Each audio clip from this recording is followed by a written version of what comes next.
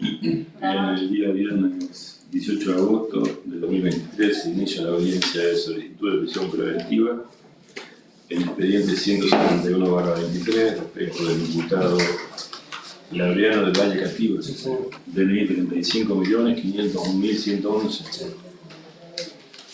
Lo solicita la Fiscalía de Instrucción número 9 a cargo de su titular de Rosa Argentina, imputado contra el agente doctor Pedro Vélez, y el delito por el cual la Fiscalía solicita la medida preventiva es el de lesiones graves calificadas por mediar una relación de pareja en calidad de autor.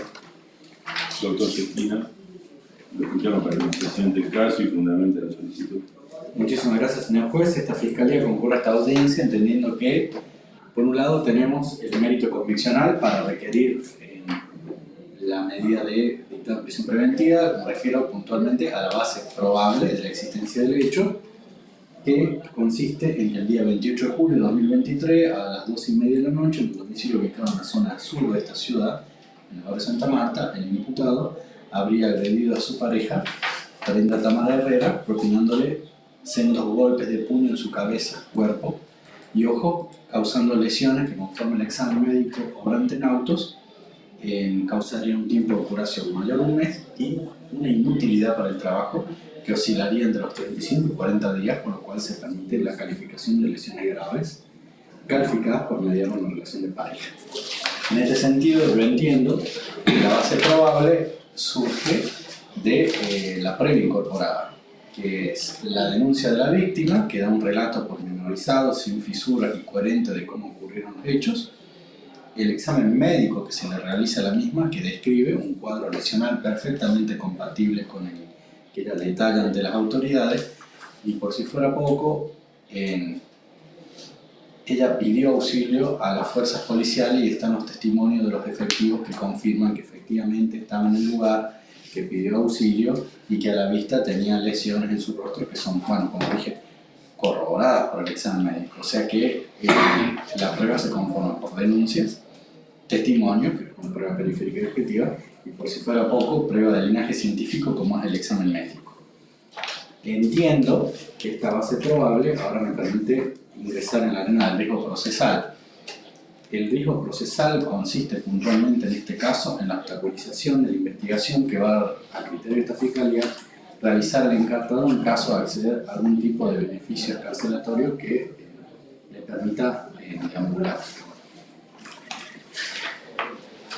No se puede perder de vista las características del hecho. Ambos son pareja, tienen hijos en común y la violencia inusitada del mismo, que surge no solamente del relato, sino también de las conclusiones del examen médico, porque estamos hablando de lesiones de carácter grave.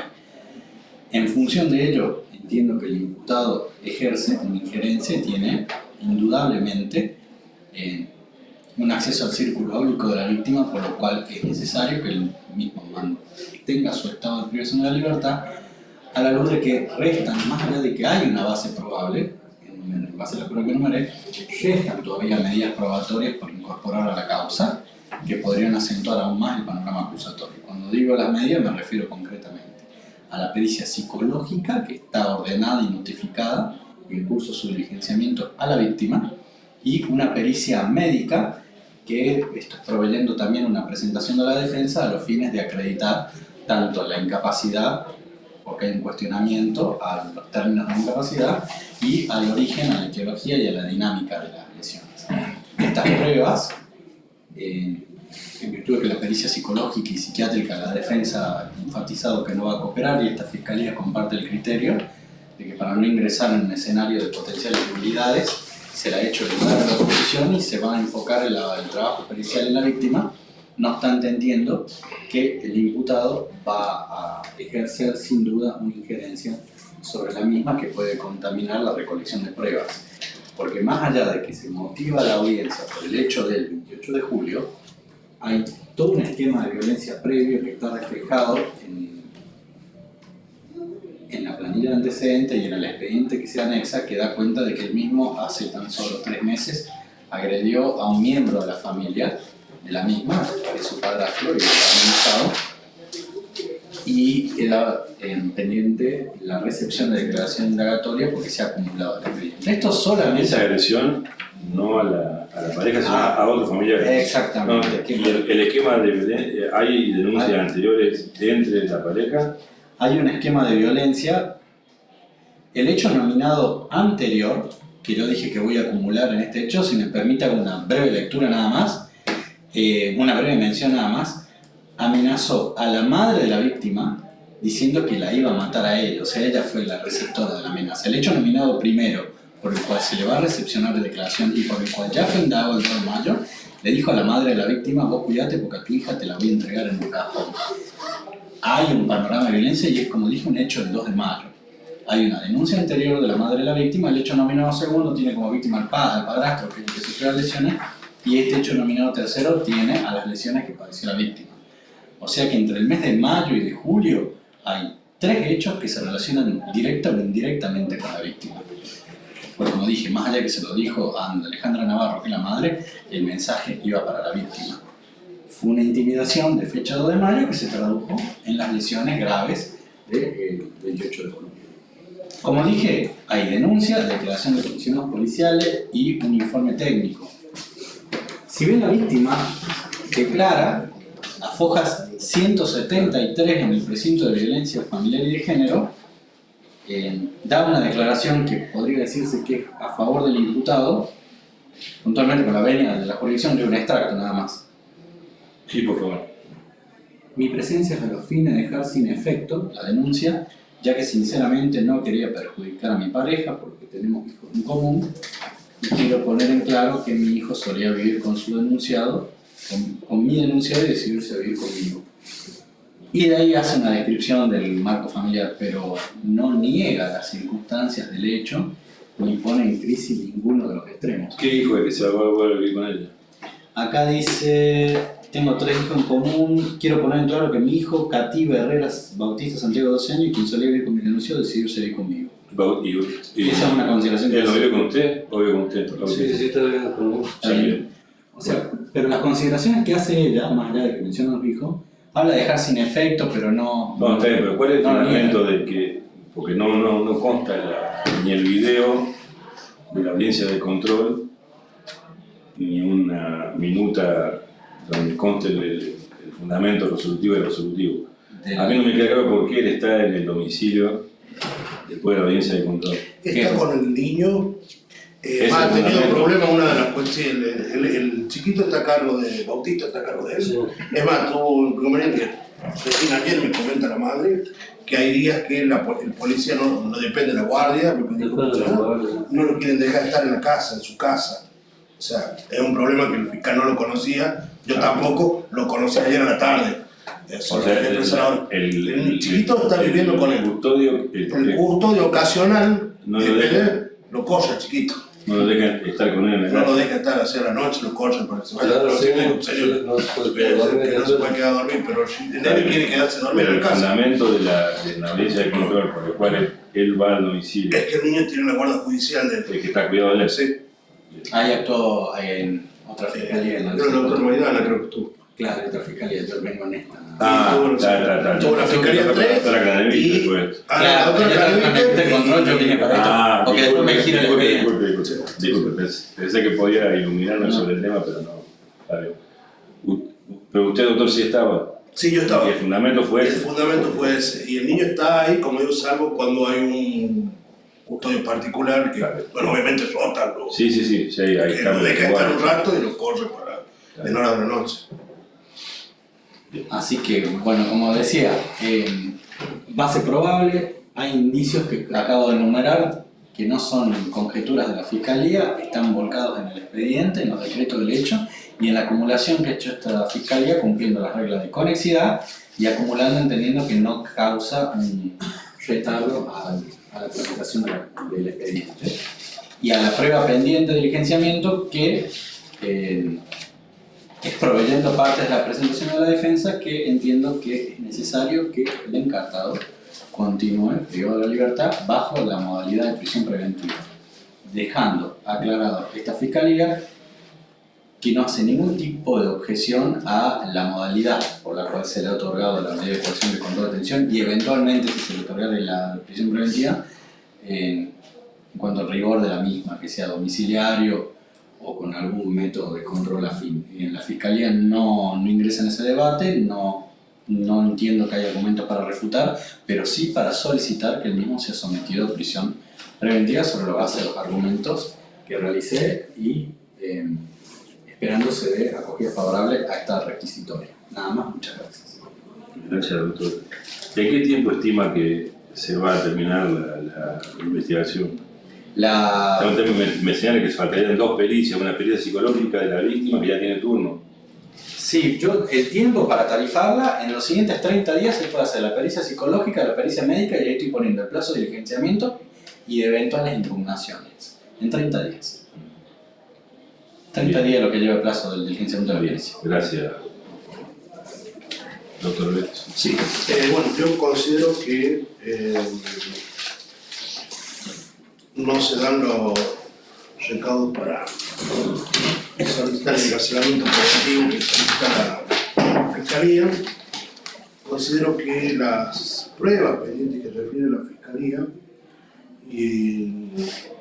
no obstan la libertad del imputado para que se pueda hacer una pericia psicológica, una pericia médica, tanto que esas pruebas, más allá de la presencia obvia de la denunciante en la realización de las mismas, es realizada libremente, en principio por profesionales que son los que van a dar el resultado de la prueba, no así la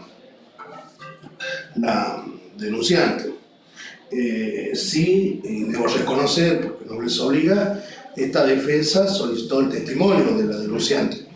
El testimonio de la denunciante, donde podría pensarse que podría haber algún tipo de injerencia de mi asistido. Y es más, esta defensa lo solicitó previendo esas circunstancias hace bastante tiempo atrás, si mal no recuerdo, hace una semana, donde podría haberse proveído ya esa prueba, sin embargo no ha sido proveída, justamente lo pidió en atención a que se pudiera realizar antes del ofrecimiento del plazo que tenía la Fiscalía para solicitar la medida de coerción. Sin embargo, no se ha proveído esa prueba. ¿Y por qué la solicitó esta defensa? La Fiscalía refirió a que la víctima habría depuesto ante la Unidad de Violencia Familiar y de Género, donde habría hecho una declaración que debo decir, señor juez, y lo sé porque he tenido contacto con la denunciante que me contactó por ese motivo, me manifestó que fue guionada lisa y llanamente por el sumarente que le tomó.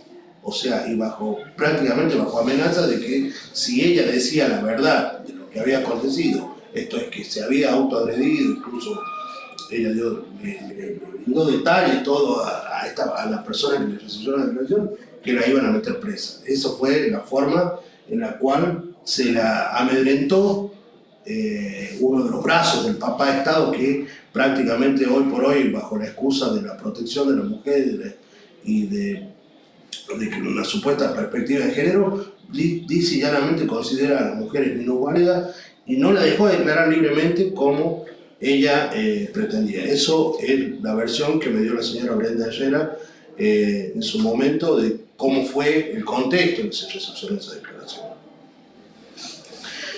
Por lo cual, como digo, considero que ni la pericia médica ni la psicológica puede tener ninguna incidencia el imputado. Sí, en el testimonio, como digo, no les obliga a reconocer que podría haber, pero creo que hay medidas de coerción o de resguardo, mejor dicho, que pueden consultar mejor el interés de todas las partes. Acá debo decir, mi cliente, sí, como se lo he manifestado anteriormente y como surge de la resolución del Juzgado de Control de Garantías, se le ha concedido la prisión domiciliaria para que esté con su hijo Bautista. Pero el problema no es solamente su hijo Bautista, que está con su padre, con la salvedad que he dicho que en una de las guardias hay un policía que quizá no por ignorancia no sepa cuál es la razón por la que el niño quiere vivir con su padre y a la vez por qué el imputado está en el domicilio, en el cual el imputado, como digo, muchas veces lo corren al niño del lugar. Pero el grupo familiar y las necesidades del grupo familiar, constituido por mi asistido, la señora Brenda Herrera y los 3 hijos que tienen en común, no se agotan en las necesidades. Espera, doctor. Sí. Espera. Usted ya está fundamentando sobre el por qué. No, espera, porque hay un planteo desde el punto de vista serio en cuanto a que hay una declaración de la víctima que podría haber sido cuasi coaccionada o guiada en un determinado sentido, y eso desde mi punto de vista afecta de lleno el derecho de defensa en juicio. Le solicito a la Fiscalía me aclare algo. Esta declaración a la que se refiere el doctor, para ver si estamos hablando de lo mismo, es la de Foja 173. Foja 173. Esa declaración de la víctima, ¿por qué se produce en la unidad de violencia de género? ¿Ella va espontáneamente? ¿Alguien la llama? Ella va espontáneamente. Ella se presenta en el precintal, si me lo parece. Sí. Voy a seguir un segundo. Gracias, tío.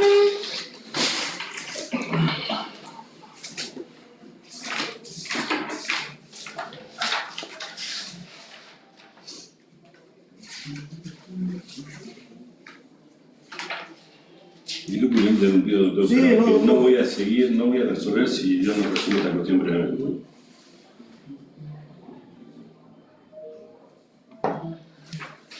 Se presenta con un poste de realidad indagatoria.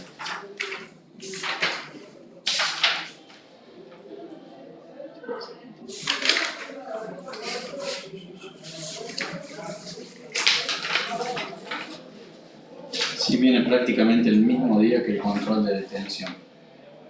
El 2 de agosto. Ella comparece. Ella comparece. Antes de la audiencia de control de decisión, o O sea, no está la hora, pero como viene después de la remisión, me da a pensar que fue. Digamos, a lo que a mí me interesa, Sí, ella comparece espontáneamente comparece en la unidad y manifiesta bien, estas líneas que le bien. dije. Le explico cuál es mi razonamiento.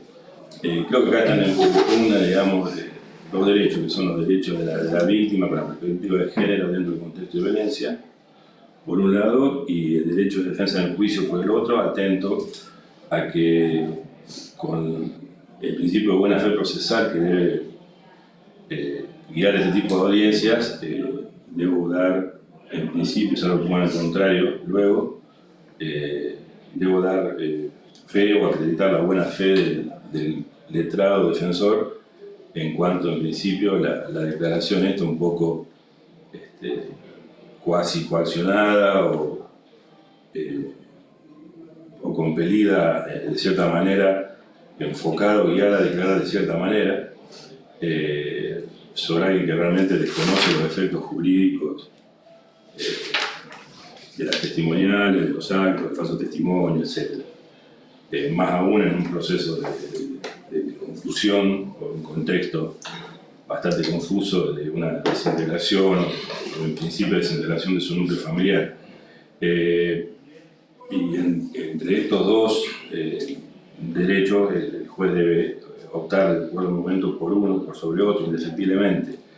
Y yo creo que si ella voluntariamente fue a declarar, no veo una eventual revictimización si se le toma un testimonio para poder dilucidar el fin de la cuestión, atento que para mí es una prueba de vital importancia, por lo menos desde mi punto de vista, no me puedo equivocar, para dirimir el planteo sobre si procede o no la prisión preventiva en cuanto a la materialidad de los hechos.